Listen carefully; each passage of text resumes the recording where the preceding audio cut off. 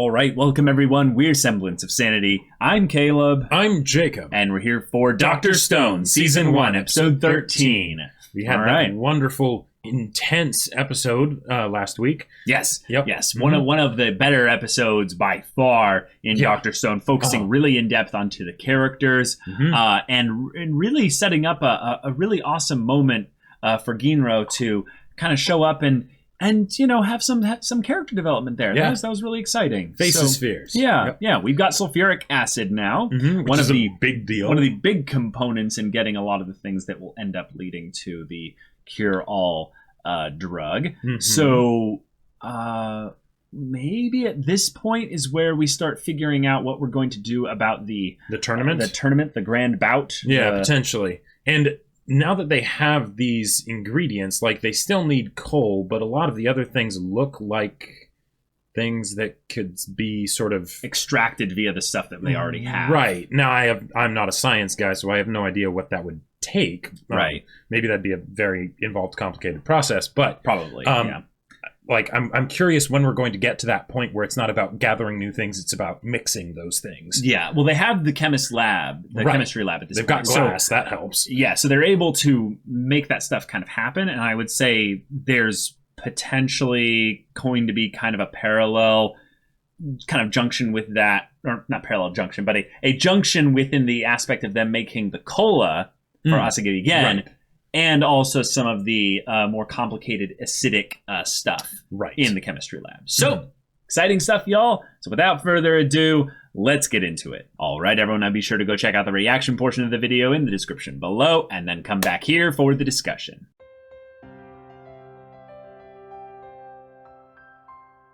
All right, okay. We got ourselves a tournament arc. We did indeed. We did a lot of things this episode. In fact, they actually not only just ran through like all the acid stuff, like hydrochloric acid, chlorosulfuric acid, what else is sodium hydroxide, and like all this like crazy intense stuff. And the whole joke of like, you're gonna make Rudy drink that, and then they're like ammonia. Like, no, it's preparing the drug. Yeah, Jeez, exactly. God, no, wouldn't do that. No. and all the stuff of like, okay, so how many people are actually competing in this? Not too many. All right, so we all compete, and then we just rig the whole thing. Rig the whole thing. Because it's so true. With a village like this, they wouldn't. This village is tiny. Like, how many people are actually serious about thinking they could defeat Magma for one? Right, they wouldn't want to risk life and limb for that. No, of course not. Two, they wouldn't have people that are like that, because brawn is what decides everything normally. So they wouldn't have people that are like, okay, hold on, we're actually going to rig it, right? So there would be no rules against that. There would be no rules about, you know, like only men, because only men would normally do it. Right. No rules about only people from in the village, because they don't know that anybody else exists. Like, so it's fully prepped for some big braining, ridiculous action here. Yeah. And then the fact that we did get the full rankings here, I want to go ahead and kind of make my predictions like immediately off the bat here. Okay. I feel like they've spelled it all out for us in a lot of ways here. The one that I want to win, the one that I want to win the most is Chrome. The one that I want. Me too. Like, but let's be real. That's how they're going to do it. No, I don't think that's how they're going to do it at all. No. I think that what's going to happen is they're going to end up having it be a legit contest between Senku and Kohaku. But the fact that Senku and Kohaku are in the first row, like actually in the first row, if Senku has even the slightest desire to win, he will win. And I don't think he necessarily does want to win. So I'm with you, but I think that all completely changed once she's like, Senku, what's your last name? And now he's like, I'm going to have this conversation with you, and I think he's going to try to win seriously. Oh man, so I think it's going to turn into a literal battle of like, you know, battle science equivalent, and and there's going to be underhanded tricks and all kinds of ridiculousness, and yet everyone's actually going to want to win. But they're like, yeah, we're going to rig it, right? All right. Yeah. And then it's like, actually, the thing is, but no, I'm actually going to try to win. And then they're going to be expecting the other person at different points to be like, yeah, just give up, you know? Right. Well, okay, so Chrome will beat Mantle, right? Mantle might try some things. Yeah. The fact that Mantle's even in this, though, is rather surprising for me. Yeah. But, which means that he's probably going to do the rigging thing as well, Right, he was trying to rig it for Magma. For Magma. That makes sense, yeah. Yeah. Not that Magma needed it, but whatever. Yeah. Do you think they're going to pull any switcheroo where it's like, actually, Kinro is going to lose against Magma and Magma hasn't fully given up yet or something? I don't think so. Okay. I don't think so. Although, okay, it would be very dangerous. Now, they wouldn't do this. They wouldn't do this because this would be awful to do. Right. But if Magma, after Chrome got Suika's melon hat with the glasses, if he ever hit him in the face, that would have been bad. That would have been really bad. That would have been bad. Because not only would he have not been able to see past that point, but then glass shards right into the eyes and face and all that stuff. Yep. Awful. Yeah. But that was a badass moment for him there. That was a badass moment. It was awesome. Do you want to just go through quick predictions real quick here? So Kinro wins there. Right. And then Chrome beats Mantle. Right. And then now, Kohaku's not here currently. Correct. Do you think it's going to be a thing of where Senku will just move up by default because potentially Kohaku doesn't get back in time? I think they'll have Kohaku come back. The real question is whether they have the person that we haven't been introduced to yet. That does look like it could be Ginro or not. Yeah, like if it's actually someone that is a badass, and needs to be taken seriously. There was a character on the sideline giving a lot of commentary that looked like they could be that character. Oh yeah. Yeah, they seemed relatively new, but where was that? Yeah, didn't you notice like there were like two other people on the sideline that were like just random dudes or what have you? Well, so what the formula that I think they're probably going to go for is that everyone will have different reasons, right? For Chrome, though, it will be the most sort of shonen protagonist underdog kind of reason, right? In that he actually really loves Rudy and he wants to marry her. Yeah.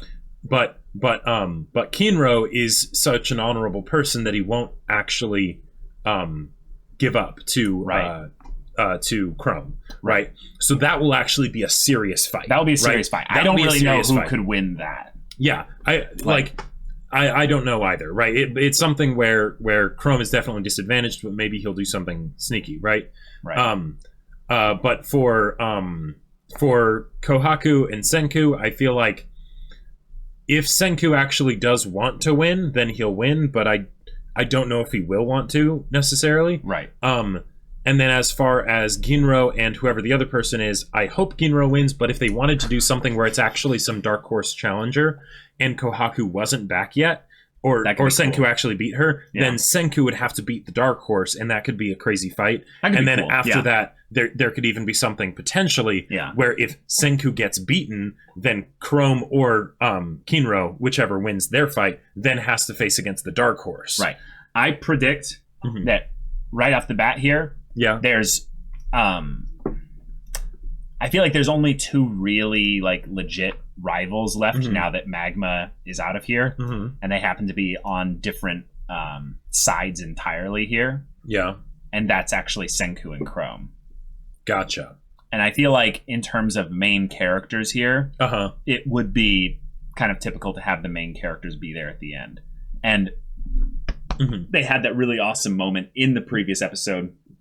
And I feel like for me, it's a coin flip between Chrome and Senku for the dramatic kind of moment of it all.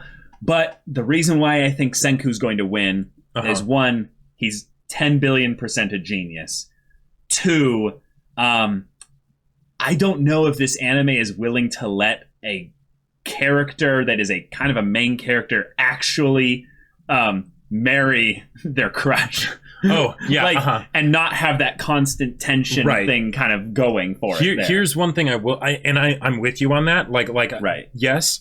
But hey, maybe they do. That would be awesome. One of the other things that they could do here, if they wanted to have a really emotional episode, is Senku lets Kohaku beat him, right? Because he's like, I'll talk to her either way, right? If for some reason he doesn't want to win. And it's Kohaku and Chrome at the end.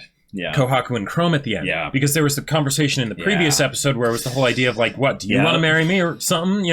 Gorilla, awesome. Right? But then there's also the idea that he loves Rudy, so it could be the sort of vetting where Kohaku is like, do you really love my sister? Will you really take care of her? Like, I'm not going to let you just win easily. Prove it to me. Yeah. And that could be pretty intense. Yeah. But yeah. I am so pissed off that Mantle little he actually succeeded in getting Kohaku to leave. Yeah. Yep. I love the bit though of Senku and Chrome just being like really? You're trying to get us at like a brain battle? Like come back in 10 billion years. Like blatant idiot. Like there are a lot of cool, funny Senku and Chrome moments in this episode. I loved the bit where Chrome is kind of like, hey, you trying to cheat? He's like, no, I'm just clicking the rocks together. And then the judge is being like, I've seen that direct versus indirect. Right. And then Senku's just like, damn it. And then he like drops out all the stuff that he had. That reminded me of like the first episode of Famofu where it's just like setting down all the weapons. Like and just one of those things that Senku had would have been more than enough. So I think that was the moment though where they were addressing the ridiculously evil idea you were having where it's like they could have just they could just come in with that as a weapon, you know, like it doesn't have to be from the outside, right? But like look at this lineup. If Magma's actually done, they wouldn't kill one of their fellow science members doing that there. Just if like they're like specifically against Magma. See, this is the reason why I want Senku to win here. I want him to be like, hey, you want an entirely silver spear? And he's just like, yep, I concede immediately. And then whoever, then whoever Senku ends up facing at the end, be it Chrome or Kinro or Chrome, I want there to be like a really like funny moment where he just kind of goes, science, and they're like, science, and then they immediately concede, and then Senku's like, all right, cool, I'm the chief, let's cool. like Senku being the one that's just like, the day I walked into this village was the day I became chief. Like not only chief, but like married the priestess and what have you. Had everything just kind of like, like I did it. Awesome. Now we shall now be called the village nation of science, you know? Right. I feel like if it was Chrome though on the other side, Senku wouldn't like care enough to beat him, right? I think that there would be some really good emotional stuff like going science, yeah. You actually want to marry her, right? Yeah, I do. All right, go. That would be cool. You know, that would be cool. What? Like whoever wins, it's fine. Because at that point, what Senku could do is say, "I'm chief." Rudy, here is your husband. And then Chrome's like, oh, like blushing and everything. And he's just like, Senku, thank you. And then Rudy's like, okay. This is different. All right. You know? And then Senku's like, I don't care about like marriage or what have you. I'm just here to get your land and your population here. Let's have everyone working, making electricity and furnaces. Let's get to work. Get shopping. I mean, Senku would do a lot with this village. Senku would do quite a bit, yes. Banish Magma immediately. Oh, no, not banish Magma. No. Actually, no, that's a great setup there. If anything happens to disrupt the village in a way because the Nation of Science, the Kingdom of Science, or what have you, gets one of their people to win it anyway, Magma is going to be pissed about this. And he could end up getting Tsukasa. Well, he could end up grabbing Tsukasa and being the reason how they find out that yes, Senku is alive. Hence chlorosulfuric acid. You know, like on his wee immediately. Oh my god, I loved all the gags this episode. The bit where Chrome like powers up and he's like thrusting like so like immediately into this, and we're like, wait, Magma's weak spot, and then like Suika like angles like, oh, based on it being there, that means, his wee. Well, and that's the thing. If Chrome ends up having a serious fight with Kinro, where Kinro's like, I'm sorry, it's not honorable to just throw the fight, you know. Like Chrome's like, that's fine. Like, dick thrust, and then, like, you know, Kinro's like, I'm just gonna say, gold is a soft metal, so.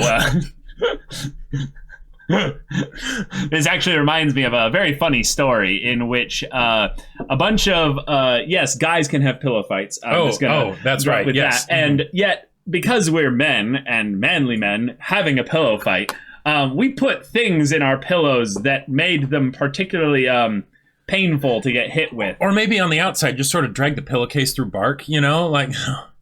No, but like people would put like Legos and just random shit in there. And Yep.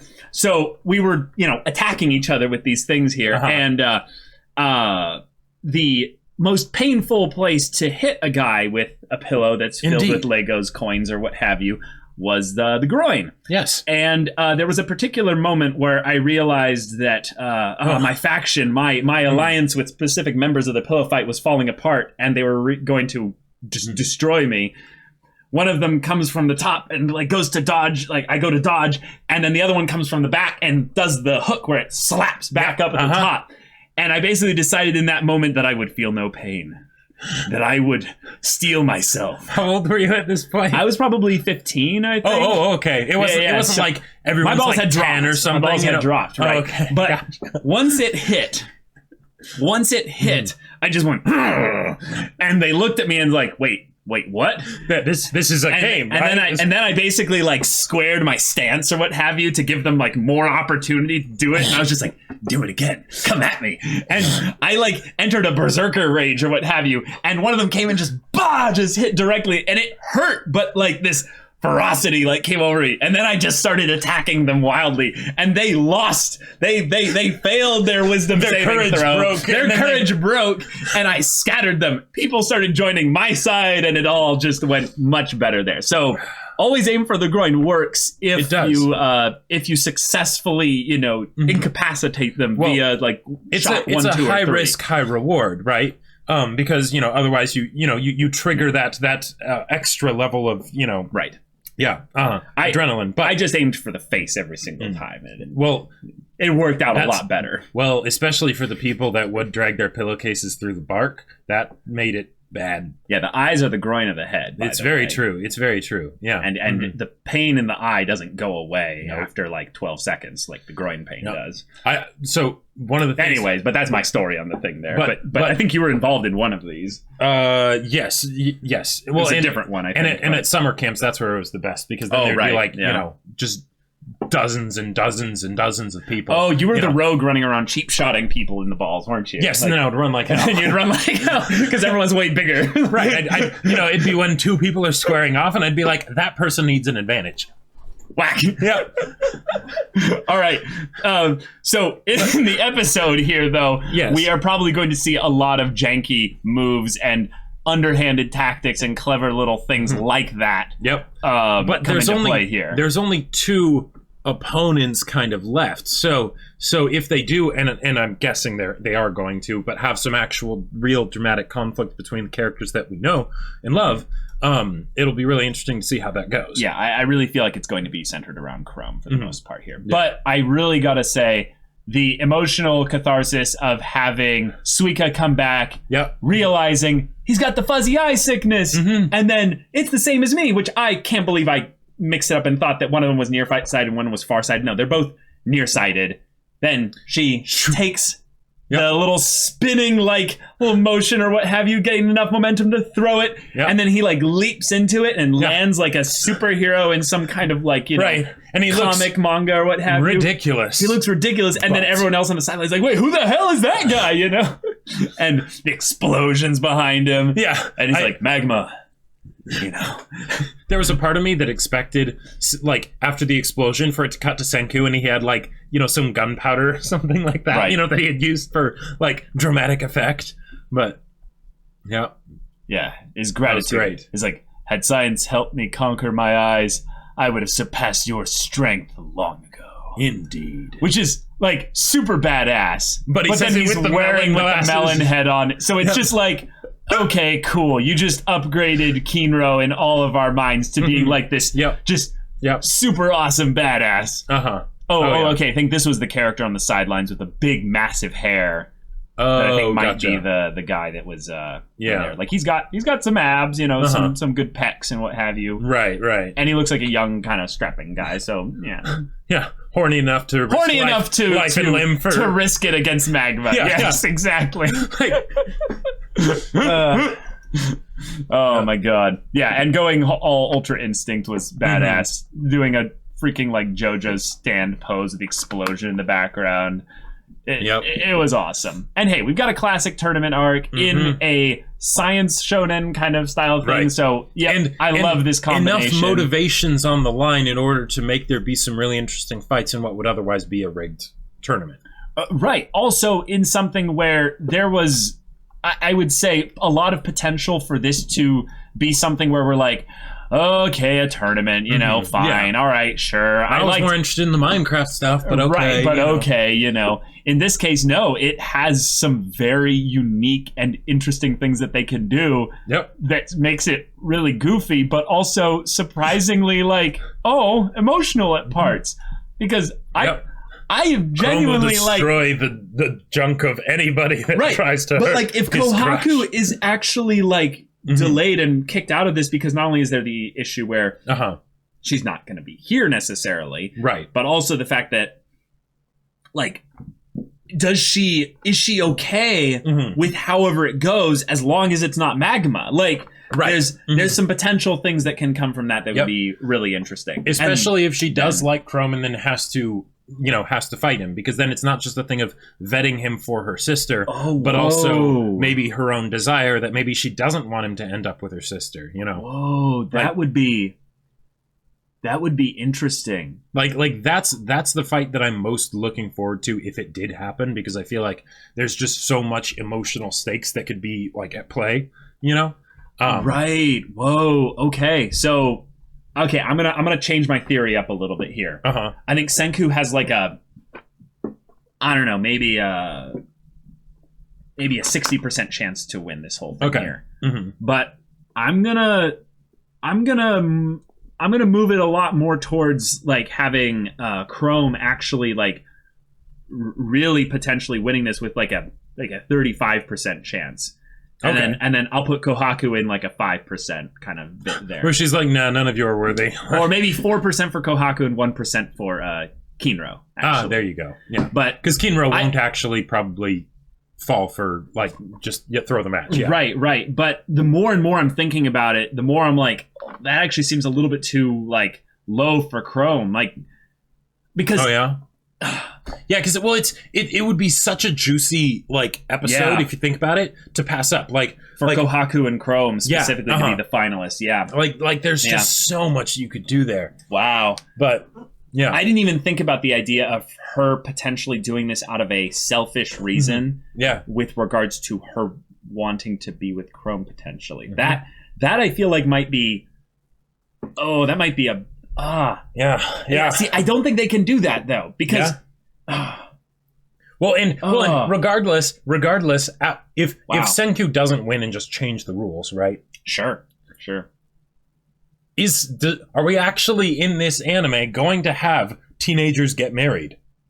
Like, like is that going to happen? Like, well, not if Kohaku has anything to say about it. That's right. Yeah. I also want to see the effects of the doping on Ginro. Yeah. I would love to see him like actually, once his adrenaline kicks in and mixes with whatever stuff is in his system that's still like getting assimilated through his, you know, his small intestine and stuff, have it be a moment where he goes absolutely like balls to the wall crazy.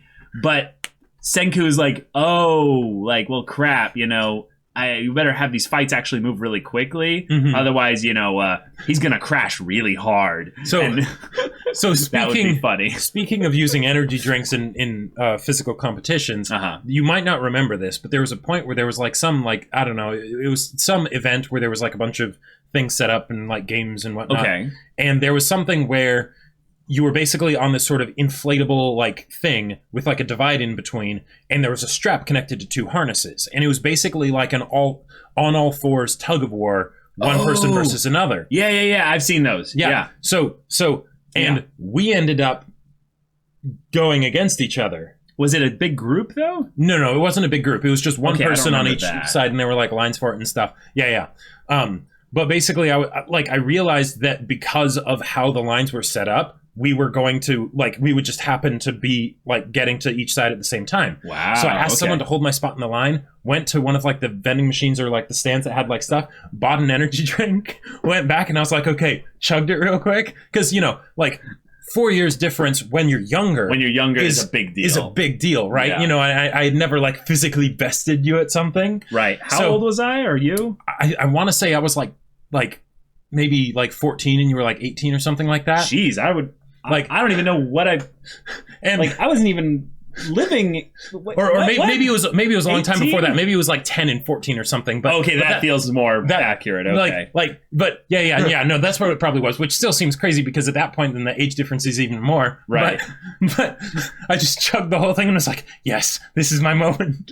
And then as soon as so you were like a bull coming out of the cage immediately. And it was like 2 out of 3, right? So I had to beat you twice, but twice in a row, just. It was great. Okay, see, now that I think about it, I do remember playing in that thing. Mm-hmm. I don't remember who I lost to. But I do remember losing, very definitively. That was me. Yeah, okay, that's awesome. Yeah, go Jacob. I don't even remember that, but that's awesome. But so I love the idea of using an energy drink here. To dope. That's just funny. Also, I gotta say there were some really cool art things like with the tongues and the lots of really like silly little kind of things. I loved also the bit where they're like, "Oh, Kohaku, wouldn't you? Would you be fine with rigging this here?"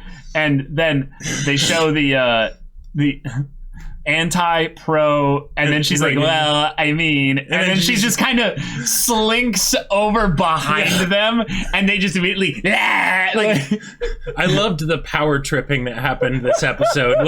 With just the idea of there are things that we can do to get advantages that other people won't think of or care to do or stop.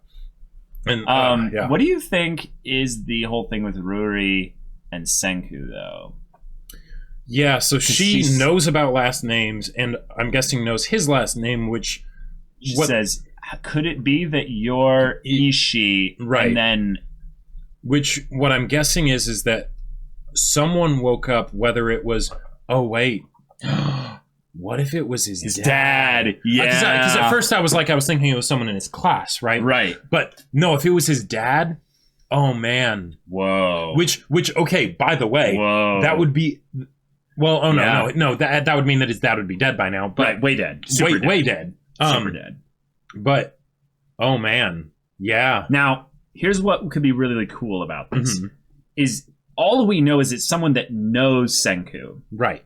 Are there any other characters that have been established up till now that know of Senku? I don't think so. Unless it was like some random person from his class or his teacher or something like that. Because... all the named characters other than that actually have specific importance, other than his dad have been introduced, haven't they? Wait. Here's a crazy thought. What? So, time. We have to think about things within the context of the tons of time that passed here. Yeah. Why would someone bring up Senku specifically? Let's just assume it's not necessarily the dad. I think the dad is the obvious kind of pick here. Mm-hmm. Right. So, because for the dad, it's obvious of why he would bring up Senku. 1, he's his son, but 2, he knows how smart Senku is, and if Senku eventually wakes up, then that could be a big deal. Right. But if it's someone else, why would they bring him up? Okay. So I think the main reason you would bring Senku up, 1, we know it's for someone from Japan, because they're in Japan right now. Right. No one has the capacity probably to sail across oceans, to Korea or something. So I would logically assume that they would had to have known Senku before the flash of energy and everything, or they're someone that maybe bumped into his statue and remembered him. Like they knew him before and after. Here's a crazy thought. What if you were to wake up and you were wandering, you were looking around, and you bumped into a statue and you could hear counting. You could hear counting coming from inside. But he wouldn't be able to be audibly counting because that would be moving his body. Well, no, I get that. I get that. But it's obviously something that was done in his mind, right? But I think that would be a cool twist is that the only way he was able to do that was because his mind was so active that by doing it in his mind, his body had to follow suit. His jaw and lips weren't moving, but like his vocal cords were still doing something. Although that would, if they do that, that would be really cool. I know, but it would just be a cool aspect of when you say, 10,946, 7,000 seconds, blah, blah, blah, blah, blah, blah. Right. That's a lot of thinking there. Mm-hmm. But the idea that the reason why he was able to keep doing it is not just that his mind was super active and focused on maintaining a specific thing, but his body almost followed suit eventually.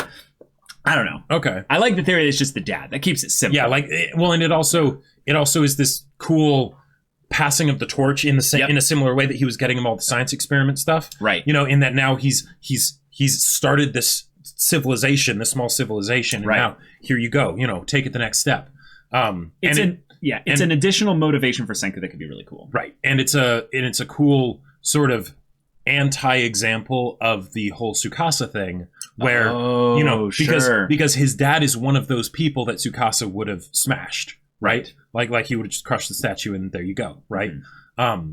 But the idea of no, he did wake up, and because of that, humanity might just be saved. Yeah. And then watch, it's just going to be a class member or whatever. Right, it's going to be they're going to do a backstory episode, and it's like, here's this person that wasn't introduced until now, but yeah. But the last name thing though makes me think it's going to be the dad. Mm-hmm. But wow. Okay. That's exciting. Yep. And we have yet to find out but Kohaku what else Chrome. She potentially knows, but I can't find that stuff out. I really hope Kohaku versus Chrome happens. Yeah. That would so it's been a while since we've had a tournament arc in reaction bit there. Mm-hmm. Who are your top 3 picks by percentage of for winning the whole thing? Yeah, I would say assuming that they don't do a dark horse. Okay, no, do a prediction. All right. Just do a flat prediction. Top 3 choices, and as long as we get it in our top 3, I think then we can consider ourselves basically having a good kind of prediction kind of bit there. I'll say the 3 that we know the most by now: Chrome, Kohaku, and Senku. So it's probably going to be one of those Ginro 3. is a little bit in there, and maybe even less than that. Ginro, if he's still psyched up on the stimulant, right? Because this whole thing might happen in 2 hours of their world's time, so there might not be time to juice up anyone else anyway. So, sure, like who knows? Maybe the very next episode, it's like, okay, and this is the whole rest of the tournament happening, or like the whole rest of the tournament up till the final, maybe they have a little bit of prep time before that, or whatever. If the final is a really character driven kind of episode, for sure, or fight. But I hope it's Chrome though. That I would be really. So who is your 1, 2, and 3 then? 50% Chrome, 35% Senku, 15% Kohaku. Okay. Well, and then extra little percentages for Kinro and then Ginro and okay, with so Dark Horse maybe if the person is actually important. I keep leaning more and more towards your theory here as I think about this. Because it would just be so good. It would be so good. And from the meta perspective, I have never seen something where the high school students get married. Usually they at least have to graduate high school or something in order for that to happen. And in some ways, they already kind of set us up for this with Taiju and Yuzuriha a little bit. In that they kind of address their feelings to each other immediately. And we're like, hey, we're going to do this, right? Yeah. Yes, we will, once we've gotten over all this crazy stuff. Oh, what would suck? Yeah. Is if Chrome wins, and he's like, now, the thing is, I only want to marry you if you want to marry me. And then she rejects him. And then she rejects him. That would suck. Oh. That would suck so bad. Oh, no. I think if anything, actually, though, Chrome is such a good boy, he would probably be like, okay. Yeah, no. I will then become a man that you be excited to marry to. No. And then he walks away, and then he's like, cries. Well, yeah, he's crying, but I think he would kind of do the head banging against the tree where he's like, all right, I'm going to turn myself into a manly man, someone that she will be, ecstatic to marry. But who would probably go to sort of see how he's doing when he's bawling his eyes out. Kohaku. Yeah. You know? Yeah. We're already getting into shipping. So I know. Yeah. All right, so I'm gonna be different because I still feel like I came to this theory for a reason, and that is what they set up a little bit here with Rudy and Senku. And that is a way to avoid the marriage thing, because Senku could just say, nah, you know, I'm changing the rules, you know. He basically just wants to be chief. I mean, like I could just see him maybe a little power tripping. Yeah, he's just like, no, at this point, there's no reason to have a high priestess because I can just tell you all that stuff anyways. Yeah, I fulfill all the things now. I am the Messiah. Yeah. Your savior has come. Yeah. And I'm joking, obviously, but 50%. I like your percentages. So I'm gonna go 50% Senku, 35% Chrome, 50%. Yeah, like 15%. 15 or 14% Kohaku, right, with the extra little bit. Yeah. Also, I don't feel like this is a shonen where they won't have a guy win the competition. Well, they've kind of established that they do sort of need to in order to have a next chief happen, because they won't let Kohaku win. Well, but they're letting her participate. So I think but she won last time, and they did it. I know. So that's why she probably isn't going to win this time. But I think in some ways, because we're focusing on it in the present here rather than just having to be a backstory thing that happened where there were no characters in that Grand Bout that we actually cared about other than Kohaku. Of course, Kohaku won. She being the gorilla, you know, the strongest one there.